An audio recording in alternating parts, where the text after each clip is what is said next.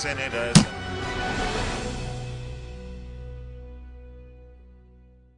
We are glad to have you join us on another episode of Nass This Week, your weekly recap of the most significant happenings in and around the Nigerian National Assembly.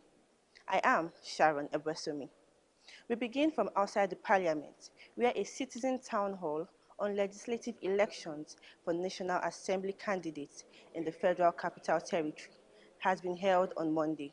The event was organized by OrderPaper Advocacy Initiative and partner civil society organizations with support from the United States Agency for International Development, USAID, under a Strengthening Civic Advocacy and Local Engagement scale project by Palladium.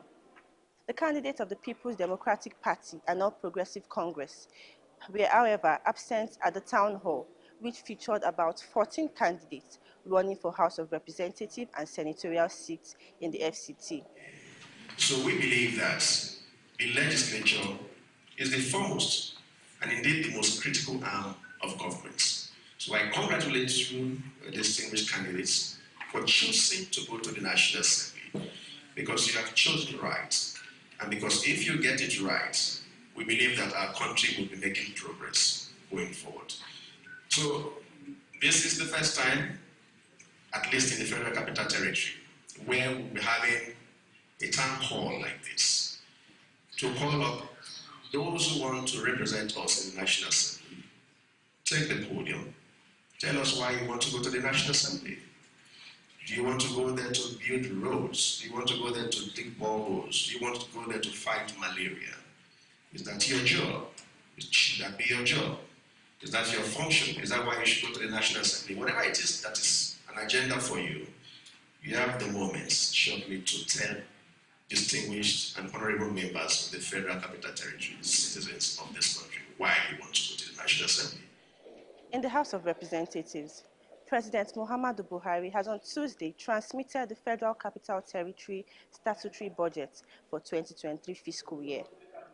Titled Transmission of the FCT 2023 Statutory Budget Proposal, Buhari in a letter to the Green Chamber said that the proposal has prioritized improvements in healthcare services, job creations, youth empowerment, social welfare services, education, and increased productivity in agriculture. Pursuant to Section 121 of the Constitution of the Federal Republic of Nigeria, 1999, as amended, I forward herewith the Federal Capital Territory 2023 Statutory Budget Proposal for the current consideration of the House of Representatives. In the preparation of the Federal Capital Territory's 2023 Statutory Budget Proposal, the Federal Capital Territory administrations align with the federal government's laudable fiscal development policies. Accordingly, the FCT 2023 budget proposal prioritizes improvement in healthcare services, job creation, youth empowerment, social welfare services, education, and increased productivity in agriculture in order to lift a significant number of our citizens out of poverty, while hoping that the submission will receive the usual expeditious consideration of the House.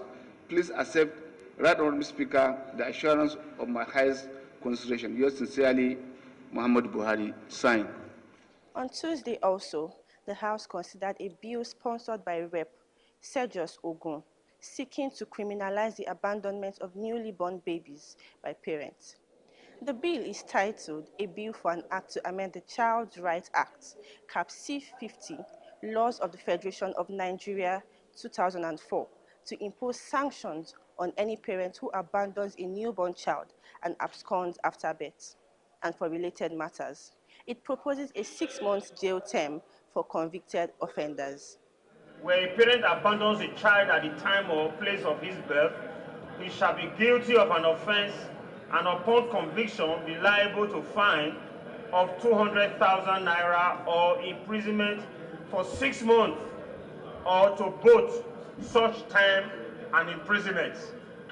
Mr. Speaker, just avoid wasting anybody's time. Now we don't short of this. I appeal to everyone to support this amendment to enable it to scale through second reading. Now we move to the Red Chamber. Stakeholders in the financial sector, including the CBN, NFIU, AMCON, EFCC have overwhelmingly supported the Nigerian Deposit Insurance Corporation Amendment Bill 2022. The Central Bank of Nigeria, in supporting the bill, said CBN would have recommended that the bills take a bow and go if bills are allowed to do so, as it supports financial stability.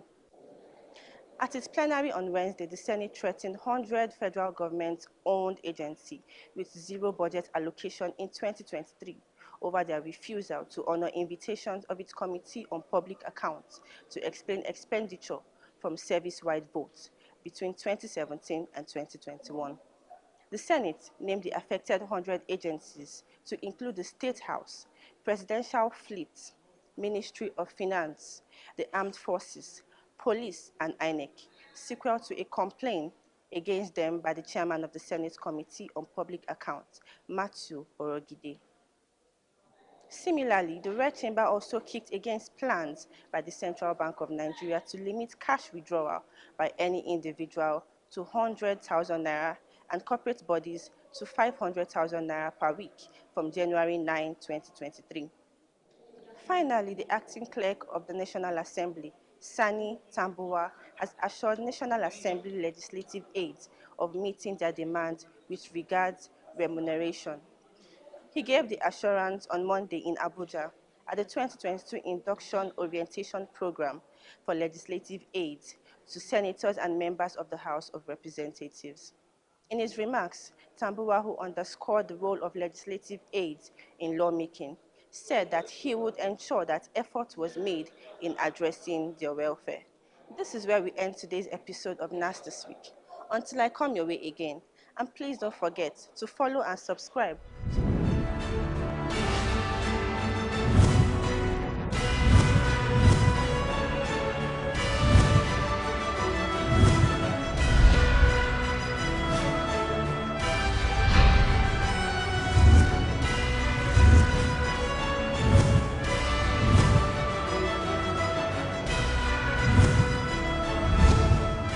Those against any